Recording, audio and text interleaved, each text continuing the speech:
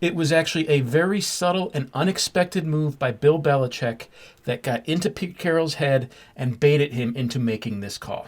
Pass is intercepted at the goal line by Malcolm Butler. I'm sitting here and I absolutely cannot believe that play call.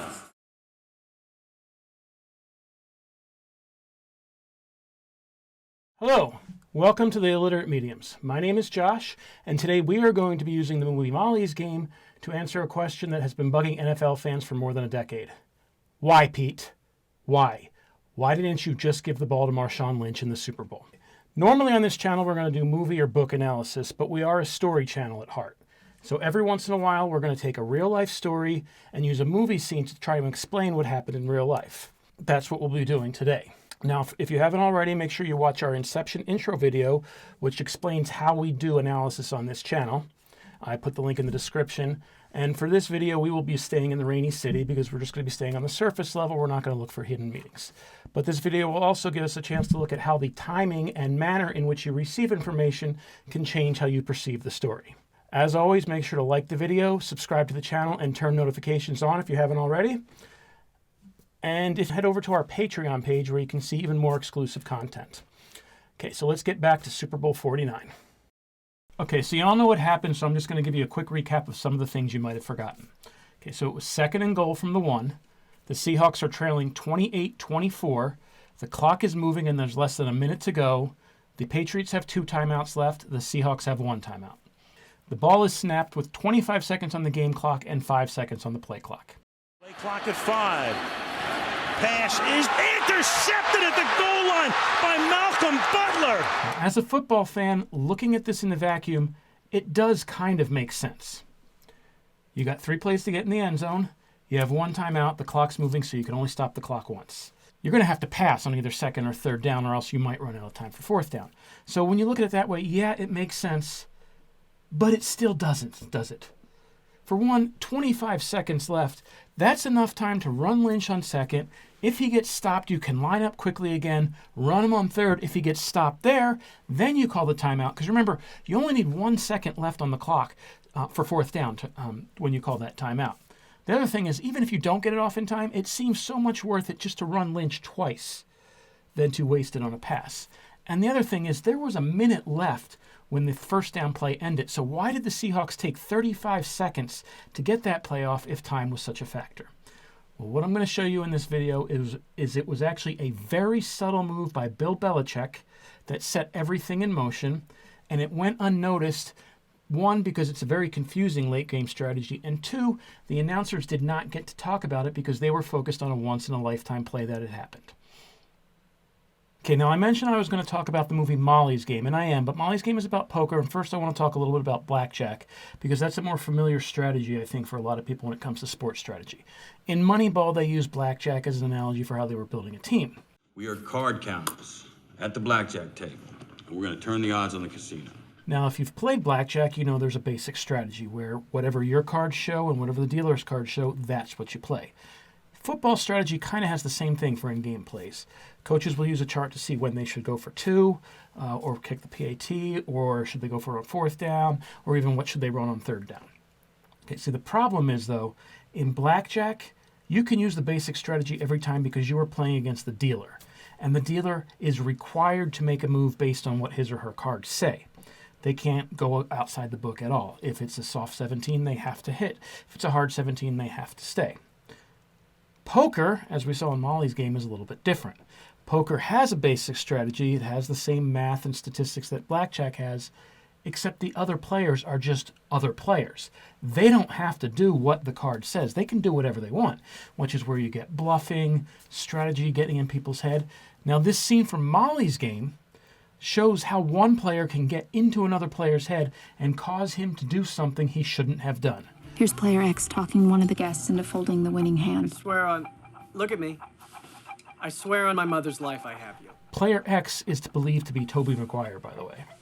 Player X was the best player at the table, and tonight, this guy was the worst. Now see the fish here? He knew what he was doing until Player X does this. He's staring at his cards. Even a reasonably good amateur would know it was mathematically the best hand, which in poker is called the nuts. There was $47,000 in the pot, and the guest was holding the nuts, but he was starting to get confused because a movie star was talking to him. My mother's life, man. I'm not messing with you. Why would you be telling me? Either I am messing with you, or you're new to the game. You've had bad cards all night. You should have folded after the flop, and I don't want to win more of your money this way. I've got queens under here. Take your time.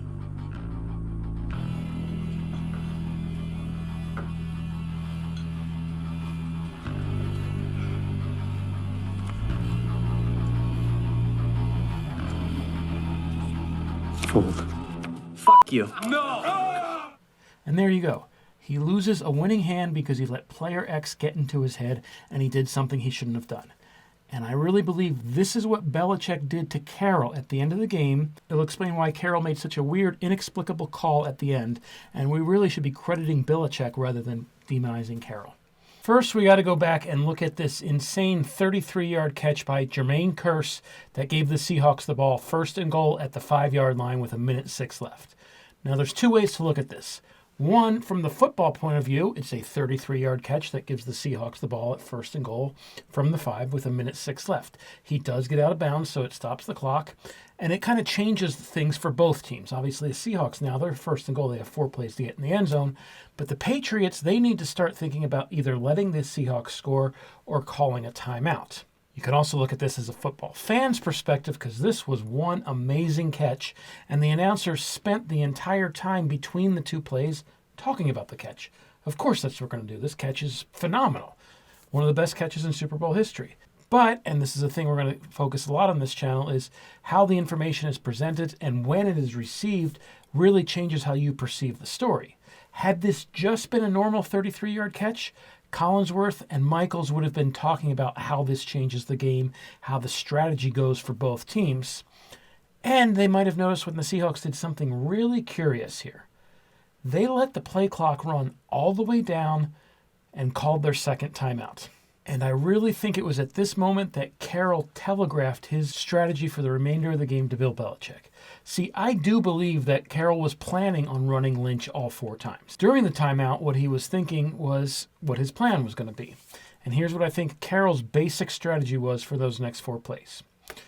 On first and goal from the 5, you give the ball to Marshawn Lynch, which is what they did. If he gets in the end zone, great. You have a 31-28 lead. You have a minute left. The Patriots have 2 timeouts. If you can hold them, you win the Super Bowl.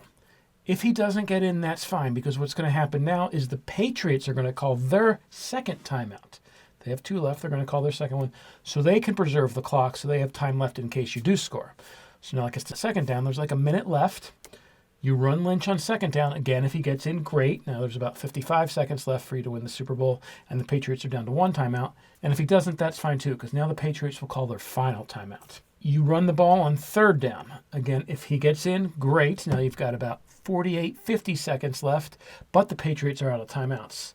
And if he doesn't, this is where it gets really interesting. Because the Patriots are out of timeouts and the Seahawks have 1 left, they can let the clock run all the way down to 10 seconds or so. Then they call their final timeout, and then there's a 4th down play that's basically for the Super Bowl. If Lynch gets in, Seahawks win. If he doesn't, the Patriots win. Now, this is really what I think Carroll was thinking during that timeout. However, there's one issue I have with my own theory here is, if that was Carroll's plan from the beginning, why did he call that timeout before the 1st down play? Why weren't they ready to run Lynch then? And I think that's the part that Carroll really started screwing up, was I think he was too focused on what Belichick was planning. Everything was in his control. He just had to run the ball 4 times. But calling that timeout and doing so in such a nonchalant manner really said that he was focused on what Belichick was going to do, and Belichick took advantage of it. Now, over the years, we've all discussed Carroll's strategy in that moment, but not many people have really talked about Belichick's strategy, and it's a lot more complex than you might initially realize. Now, we didn't get to talk about it during the game because of the Kearse catch. After the Seahawks called the timeout, the announcer spent the entire timeout understandably talking about the Kearse catch and comparing it to previous catches that had haunted the New England Patriots, Mario Manningham in Super Bowl 46, and of course David Tyree in Super Bowl 42. It wasn't until after Lynch was tackled at the 1 on the 1st down play that the announcers even started to talk about what Bill Belichick might do. And now New England has to think about taking a timeout. Boy, the last time we called a Super Bowl, Al, remember? Ahmad Bradshaw. Do you let him score? Yep. Do you put the ball back in the hands of Tom Brady? And I guarantee you, Bill Belichick is sitting here thinking about it right now. It's on his mind. It has to be. Now, the play that Collinsworth and Michaels are talking about here is from Super Bowl XLIX, when the Patriots found themselves in a very similar situation. They were up 17-15 with about a minute to go. You see here they call a timeout with 1:04 left. And on the next play, they let Ahmad Bradshaw score. Bradshaw tried to stop on the one, but he famously fell into the end zone. But it didn't matter because the Giants would go on to win 21-17. Now, in case you're wondering what the let them score thing means, it's basically if they can run down the clock and win the game with a short field goal, it's your best option to let them score so that you can get the ball back and try to score a game-winning touchdown or field goal of your own. So if you're down 1, you let them score. Now you're down 8, you have a chance to at least tie it with a touchdown on a 2. If you're tied up 1 or up 2, like the Patriots were in Super Bowl XLIX, you let them score because the other option is to have them run the clock down. They kick a short field goal to win the game. At least if you let them score, you have a chance to come back and take the lead. If you're up 3, you don't let them score. You try to stop them and hold them to a field goal because then at least you're still tied. But what happens if you're up more than 3? I mean, if you're up 7 or 8, you're not going to let them score. If you can keep them out of the end zone, you win the game. But at that point, you also have a safety net. If you're up 7 or you're up 8 points, even if they score, you haven't lost the game. There's always the possibility if you're up 7, they'll go for 2, but that's a completely different story. But you have that safety net. You're still not going to let them score. But what do you do if you're up 4, 5, or 6 points like the Patriots were in Super Bowl 49? And this is probably what was on Pete Carroll's mind when he called that timeout. He wasn't just thinking of his strategy. He was thinking what Belichick would do. And it's a lot more complex than you originally think.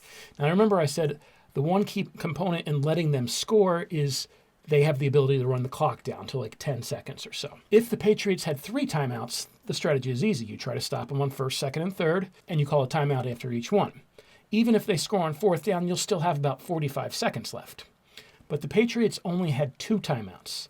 And as we saw earlier when we were talking about Carroll's potential strategy, that means if the Patriots committed to stopping them, they would have to stop them on all 4 downs. And if they failed on 4th down, the game is over. They don't have enough time to do anything. If they fail on 1st, 2nd, or 3rd, that's fine because they still have time. It's not fine. They don't want that to happen, but they still have some time left. So on one hand, letting them score here seems counterintuitive because that's literally the only way they can win the game. When they can win the game with a field goal, it's a little bit different because it's harder to stop a field goal. You know, if a short field goal is 95% success rate. But if you can stop them, if the only way they can win the game is to score a touchdown, should you let them do that? And in this case, maybe. Because you have to think, can we stop Marshawn Lynch on 4 straight downs? And all of that was on Pete Carroll's mind. He was wondering what Belichick was going to do. And so he runs the ball on 1st down, and I think in his mind he was probably thinking, okay, is Belichick going to let him score here, or what will we have to do afterwards?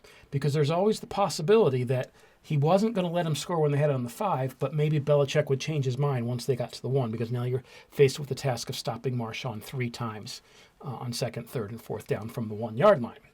I think all of that was in Pete Carroll's head. Marshawn gets tackled at the 1. Either way, Carroll was either expecting Marshawn to score, either on his own or because the Patriots let him, or if he got tackled, the Patriots were going to call a timeout. Either way, he was expecting this clock to be stopped after this play. Then Marshawn gets tackled, and Belichick does the one thing Carroll was not expecting. He does not call the timeout. He does not stop the clock in any way. And it was at that moment that Belichick transformed into player X, while Carroll became the fish. It's probably at least 5 seconds before he even realizes something is off. And then not only is he wondering what Belichick's up to, he's got to think about what his strategy is with millions of fans and the owner watching. The clock is running. There's less than a minute to go. He has 1 timeout and 3 downs to get the ball in the end zone. That means he's going to have to pass on one of those downs. And it has to be a quick pass so that Russell Wilson doesn't get sacked. And as he's thinking, Belichick plays one last mind game. They're going goal line. And then Carroll calls the exact play that Belichick wanted him to call. Pass is intercepted at the goal line by Malcolm Butler. You. No! So basically, Belichick baited Carroll into running this call. The Patriots had been practicing it all week. And every move that Belichick did led to Carroll making this call. Okay, so I really just want to go back and talk about this Seahawks timeout real quick, because when you think about it, it doesn't make sense at all. Now, we didn't pay attention to it during the game because of the Kearse catch, but they had 1st and goal from the 5. With 1 minute and 6 seconds to go, the clock was already stopped, and they had 2 timeouts left, and the Patriots had 2 timeouts left. They knew what they were going to do. They were going to run the ball with Marshawn all 4 times. So why call this timeout? As I said earlier, it did telegraph to Belichick what they were going to do in terms of timeout usage, but I think it also sent the message to Belichick that Carroll was too worried about stuff he should not have been worried about. Because from Carroll's point of view, the best case scenario is scoring on 4th down. But when you do that, you start thinking about things that don't really matter. I mean, they do matter, yeah, obviously you want to keep as little time on the clock for the Patriots if you do score, but you got to score first, and you should really just worry about that first. And I think that once Carroll did that and Belichick realized what he was doing, he took advantage. He made a risky call himself, though, and that's another thing I think we need to look at. Butler has to intercept this pass for this plan to work. If he knocks it down, then it's 3rd and goal, and the Seahawks have 1 timeout left and about 20 seconds, and they can run Lynch 2 times. He's probably getting in one of those 2 times, and then the Patriots get the ball back with virtually no time left to tie the game. And even if Butler lets Lockett score here, it's the same situation. There's still like 22 seconds left, and the Patriots don't have enough time, and everyone is going to be talking about how Bill Belichick did not call those timeouts, and now the Patriots have 15 seconds to try to tie the game instead of 55 seconds. So it was a huge risk by Belichick, so let's give him credit for that. And let's give Malcolm Butler a lot of credit for this absolutely incredible interception. This is not an easy catch to make. And I think as the Seahawks and Patriots prepare to play in another Super Bowl 10 years later, it's time to look back at this one and realize it wasn't so much what Carroll didn't do, but what Belichick did that led to this. Now, I do want to mention there are a couple of videos that I used here as support for my theory here. The most helpful was an NFL Films video called Do Your Job, the Malcolm Butler Interception. There was a lot of quotes from coaches in that video that supports my theory here about how the timeout was a plan by Belichick, and it really did screw with Carroll's head, and Belichick knew what he was doing even if the other coaches didn't. I did not include the clips of that video in here because, again, I'm not a sports channel.